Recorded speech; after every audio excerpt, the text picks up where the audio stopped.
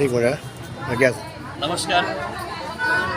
प्रत्येक वडिलांचं स्वप्न असतं की आपल्या मुलानं आपल्या कुटुंबाचं नाव रोशन करावं. आणि आज ज्या वडिलांच्या परिश्रमातून हे जे हॉस्पिटल उभारलं जातं आहे, खरं तर प्रत्येक मोठ्या कार्यामागे आईवडिलांचा आशीर्वाद असतो.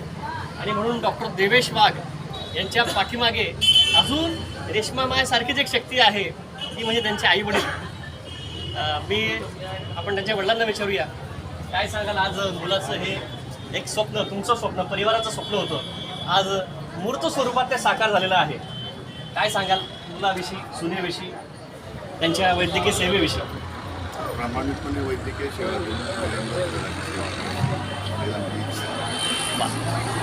प्रामाणिकपणे सेवा व्हावी, चांगली सेवा व्हावी, आज हीच दृढ भावना त्यांनी या ठिकाणी व्यक्त केली आहे. खरंच आज या संपूर्ण कुटुंबाला मनस्वी आनंद झालेला आहे आणि त्या आनंदाचा भाग आपण सारे होऊया. धन्यवाद. चला, आपल्यालाही शुभेच्छा.